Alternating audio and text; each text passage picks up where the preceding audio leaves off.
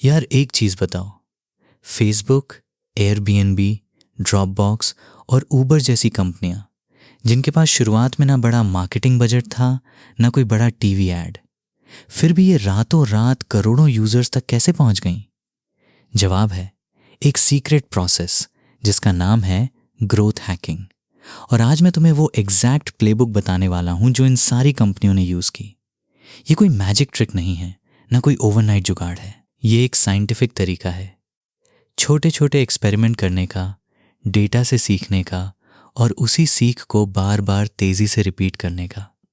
इस वीडियो में तुम्हें पता चलेगा वो एक मैट्रिक जिसे हर बड़ी कंपनी ने अपनी ग्रोथ का कंपास बनाया, वो सीक्रेट टीम स्ट्रक्चर जो एक हफ्ते में दर्जनों एक्सपेरिमेंट करती है, और वो एक ट्रिक जिससे ड्रॉपबॉक्स और एयरबीएनबी जैसी कंपनियां वायरल हुईं बिना ₹1 ऐड पर खर्च किए।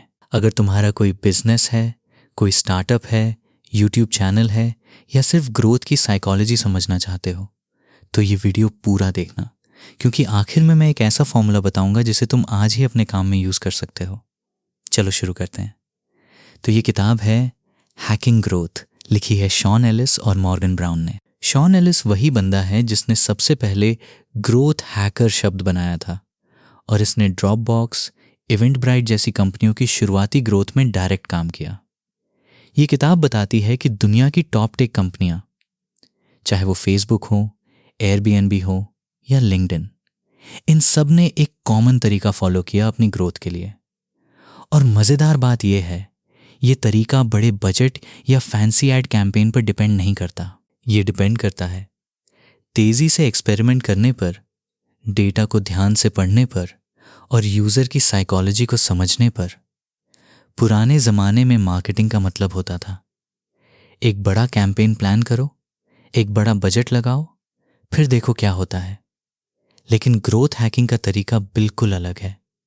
छोटे छोटे टेस्ट करो, जल्दी सीखो, जो काम करे उसे तुरंत स्केल करो, जो ना करे उसे तुरंत छोड़ दो। चलो अब इस पूरे तरीके को स्टेप बाय स्टेप समझते हैं। एक, ग्रोथ हैकिंग असल में है क्या? सबसे पहले एक कंफ्यूजन क्लियर करते हैं। बहुत से लोग सोचते हैं ग्रोथ हैकिंग मतलब कोई जुगाड़, कोई शॉर्टकट या कोई फ्री में फॉलोअर्स बढ़ाने वाली ट्रिक। पर किताब कहती है नहीं भाई, ये बिल्कुल गलत सोच है। ग्रोथ हैकिंग असल में एक माइंडसेट है, एक प्रोसेस है। इसका मतलब है मार्केटिंग, प्रोडक्ट और डेटा, इन तीनों को साथ में मिलाकर काम करना और लगातार छोटे छोटे एक्सपेरिमेंट करते रहना। पुराना तरीका था मार्केटिंग टीम अलग बैठी है, प्रोडक्ट टीम अलग बैठी है, दोनों की मीटिंग महीने में एक बार होती है। लेकिन ग्रोथ हैकिंग में एक ग्रोथ टीम बनती है जिसमें मार्केटर, इंजीनियर, डेटा एनालिस्ट और डिज़ाइनर सब एक साथ बैठते हैं और हफ्ते के हफ्ते नए आइडिया टेस्ट करते हैं। किताब का एक सिंपल मैसेज है, ग्रोथ कोई एक डिपार्टमेंट का काम नहीं है, ये पूरी कंपनी की सोच होनी चाहिए। और सबसे इंटरेस्टिंग बात, इसमें कोई गैसवर्क नहीं होता। हर आइडिया को टेस्ट किया जाता है छोटे स्केल पर, रियल यूजर्स के ऊपर, और फिर डेटा देखकर डिसाइड किया जाता है कि इसे आगे बढ़ाना है या छोड़ देना है। 2, नॉर्थ स्टार मैट्रिक, तुम्हारा कंपास। अब बात करते हैं इस किताब के सबसे इंपॉर्टेंट आइडिया की, नॉर्थ स्टार मैट्रिक। हर कंपनी के पास ढेर सारे नंबर्स होते हैं, downloads, synapses, page views, followers. पर किताब कहती है इनमें से सिर्फ एक नंबर होना चाहिए जो तुम्हारी असली सक्सेस को दिखाए। इसी को कहते हैं नॉर्थ स्टार मैट्रिक, यानी वो एक मैट्रिक जो तुम्हारे बिजनेस की असली वैल्यू और यूजर की खुशी दोनों को कैप्चर करता है। उदाहरण के लिए फेसबुक के लिए ये मैट्रिक था, कितने यूजर्स 10 दिनों में कम से कम 7 दोस्त बना रहे हैं। क्यों? क्योंकि फेसबुक ने डेटा से पाया कि जो नया यूजर जल्दी ही कई दोस्तों से कनेक्ट हो जाता है वो लंबे टाइम तक ऐप यूज करता है। एयरबीएनबी के लिए ये मैट्रिक था, कितनी नाइट्स बुक हुई। सिर्फ साइन अप नहीं, सिर्फ लिस्टिंग नहीं, बल्कि असल में कितनी बुकिंग्स कंप्लीट हुई। तो सवाल ये नहीं है कि मेरे कितने फॉलोअर्स हैं या मेरी कितनी विजिट्स हैं, सवाल ये है वो कौन सा एक नंबर है जो दिखाता है कि मेरे यूजर्स को असल में वैल्यू मिल रही है।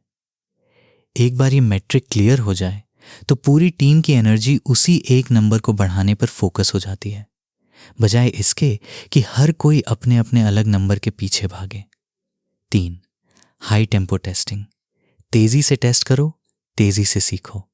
अब आता है इस पूरी किताब का दिल, हाई टेम्पो टेस्टिंग। ज्यादातर कंपनियां साल में शायद 5-10 बड़े एक्सपेरिमेंट करती हैं, लेकिन किताब कहती है टॉप ग्रोथ टीम्स हफ्ते में 10-20 छोटे एक्सपेरिमेंट करती हैं।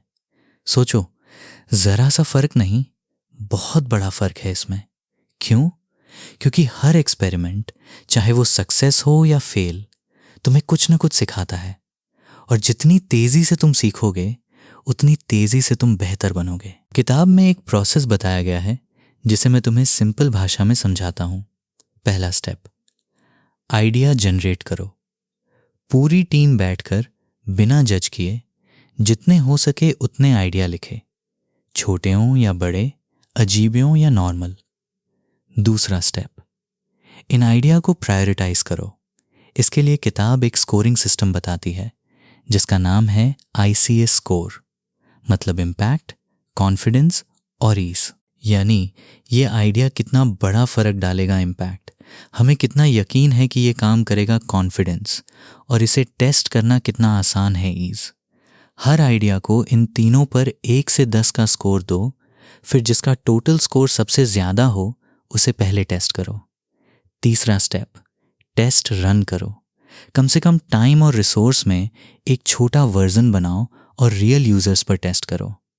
चौथा स्टेप, रिजल्ट एनालाइज करो। डेटा देखो, सीखो और फिर डिसाइड करो इसे स्केल करना है, बदलना है या छोड़ देना है।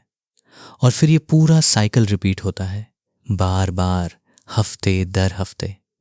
यही वो जगह है जहां असली ग्रोथ पैदा होती है, एक बड़े मास्टर प्लान से नहीं, बल्कि छोटे छोटे टेस्ट के अनगिनत राउंड से।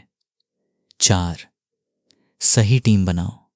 किताब कहती है ग्रोथ हैकिंग सिर्फ एक टूल या टेक्निक नहीं है, बल्कि सही टीम स्ट्रक्चर पर भी डिपेंड करता है। एक अच्छी ग्रोथ टीम में होते हैं एक ग्रोथ लीड, कुछ इंजीनियर्स, एक प्रोडक्ट मैनेजर, एक मार्केटर और एक डेटा एनालिस्ट। ये सारे लोग अलग अलग डिपार्टमेंट में बैठने की बजाय एक साथ एक टीम की तरह काम करते हैं। क्यों ज़रूरी है ये? क्योंकि पुराने तरीके में अगर मार्केटिंग टीम को कोई नया आइडिया आता था तो उसे इंजीनियरिंग टीम के पास भेजना पड़ता था, फिर वेट करना पड़ता था कि कब उनका टाइम निकले। इससे स्पीड बहुत स्लो हो जाती थी। लेकिन जब सारे एक्सपर्ट एक ही टीम में होते हैं तो आइडिया से लेकर टेस्ट तक का पूरा प्रोसेस बहुत तेज हो जाता है। मीटिंग में आइडिया आया, उसी हफ्ते टेस्ट हो गया। किताब एक और मज़ेदार बात कहती है, ग्रोथ टीम की मीटिंग्स भी अलग स्टाइल में होनी चाहिए। हर हफ्ते एक फिक्स मीटिंग हो जिसमें पिछले टेस्ट के रिजल्ट्स देखे जाएं, नए आइडिया पर बात हो और अगले हफ्ते के लिए टेस्ट फाइनल किए जाएं। ये एक तरह की डिसिप्लिन है जो पूरी प्रोसेस को मोमेंटम देती है। 5. पहले प्रोडक्ट मार्केट फिट पक्का करो। अब यहाँ किताब एक बहुत ज़रूरी वार्निंग देती है। ग्रोथ हैकिंग शुरू करने से पहले एक चीज़ पक्की होनी चाहिए, और वो है product market fit. Product market fit का मतलब है तुम्हारा प्रोडक्ट सच में लोगों की एक असली ज़रूरत को पूरा कर रहा है और लोग उसे बार बार यूज़ करना चाहते हैं। किताब में एक सिंपल टेस्ट बताया गया है। अपने यूज़र्स से पूछो, अगर ये प्रोडक्ट अचानक बंद हो जाए तो आपको कैसा लगेगा? अगर कम से कम 40% यूज़र्स बोलते हैं बहुत निराश हो जाऊंगा, तो समझो प्रोडक्ट मार्केट फिट मिल गया है। क्यों ज़रूरी है ये पहले? क्योंकि अगर तुम एक ऐसे प्रोडक्ट को प्रमोट करने में एनर्जी लगाओगे जिसे लोग असल में चाहते ही नहीं, तो चाहे कितनी भी ग्रोथ हैकिंग करो, फ़ायदा नहीं होगा। ये ऐसा है जैसे एक टूटी हुई बाल्टी में पानी भरते जाना, जितना डालोगे उतना निकलता रहेगा। तो सबसे पहला काम है प्रोडक्ट को इतना अच्छा बनाओ कि लोग खुद उसे पसंद करें, फिर ग्रोथ हैकिंग की स्पीड लगाओ। 6. एक्टिवेशन। पहला वाव मोमेंट। अब बात करते हैं एक्टिवेशन की।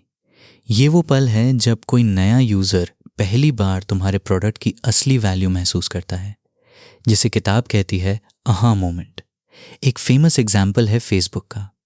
उन्होंने पाया कि जो नया यूज़र 10 दिन के अंदर 7 दोस्तों से कनेक्ट हो जाता है वो हमेशा के लिए एक्टिव यूज़र बन जाता है। तो फेसबुक ने अपना पूरा साइन अप एक्सपीरियंस इस एक चीज़ के इर्द गिर्द डिज़ाइन किया, नए यूज़र को जल्दी से जल्दी दोस्तों से कनेक्ट कराना।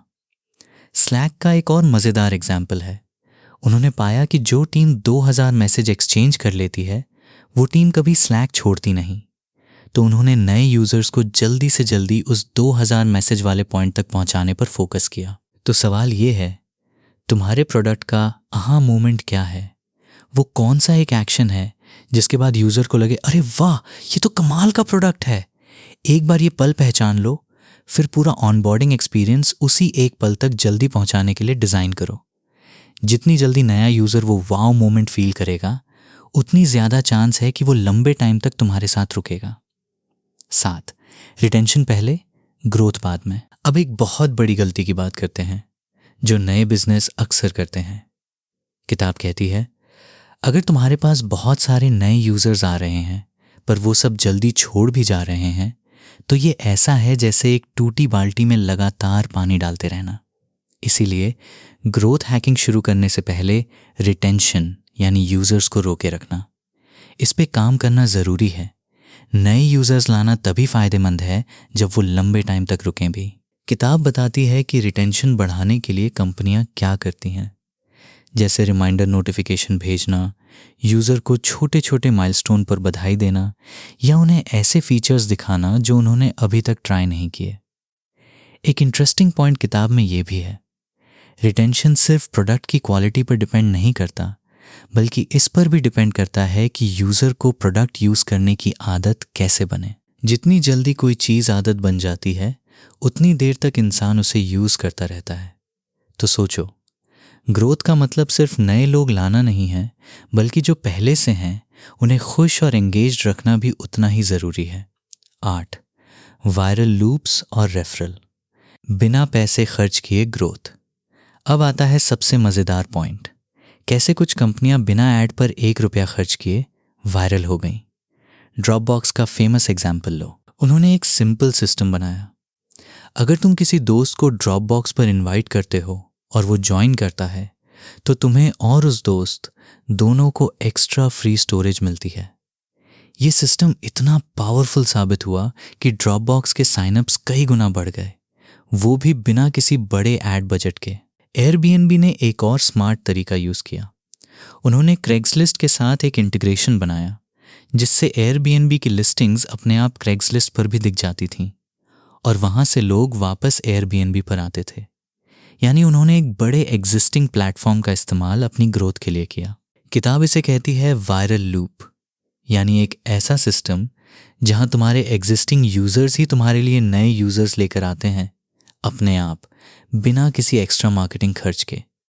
इसका सीक्रेट है, रेफरल करने की प्रोसेस को इतना आसान बनाओ कि यूज़र को 2 क्लिक से ज़्यादा कुछ ना करना पड़े और दोनों तरफ, जो इनवाइट करे और जो ज्वाइन करे, दोनों को कुछ फ़ायदा मिले।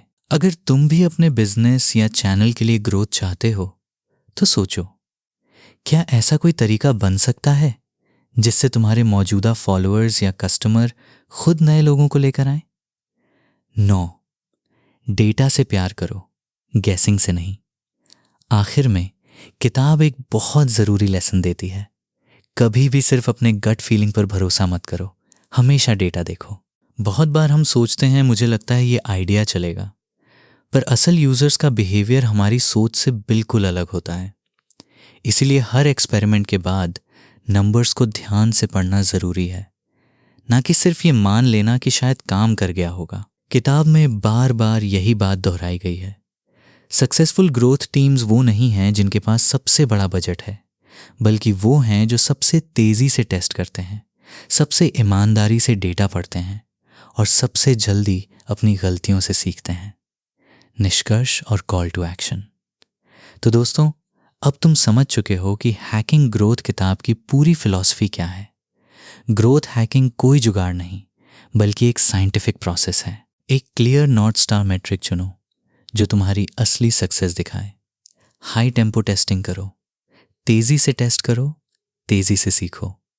सही क्रॉस फंक्शनल टीम बनाओ, पहले प्रोडक्ट मार्केट फिट पक्का करो, फिर ग्रोथ पर फोकस करो। एक्टिवेशन यानी वाव मोमेंट तक यूज़र को जल्दी पहुंचाओ। रिटेंशन पहले, ग्रोथ बाद में। टूटी बाल्टी में पानी मत भरो। वायरल लूप्स बनाओ जहां तुम्हारे यूज़र्स खुद तुम्हारे लिए नए यूज़र्स लाएं। और हमेशा डेटा को गेसिंग से ज़्यादा भरोसा दो। अब मेरा तुमसे एक सवाल है, इन सारे पॉइंट्स में से कौन सा आइडिया तुम अपने बिजनेस, चैनल या काम में सबसे पहले ट्राई करोगे? कमेंट में ज़रूर बताना, मैं हर कमेंट पढ़ता हूँ। अगर ये वीडियो पसंद आई तो लाइक कर दो, और अगर ऐसी और बिजनेस और ग्रोथ से जुड़ी किताबों की बातें सुननी है तो चैनल को सब्सक्राइब कर लो ताकि अगली वीडियो मिस ना हो। याद रखो, ग्रोथ कोई लक या मैजिक नहीं है, ये एक प्रोसेस है। छोटे टेस्ट करो, तेज़ी से सीखो और वही रिपीट करो जो काम करे। यही असली फॉर्मूला है। मिलते हैं अगली वीडियो में, तब तक के लिए अपना ख्याल रखना।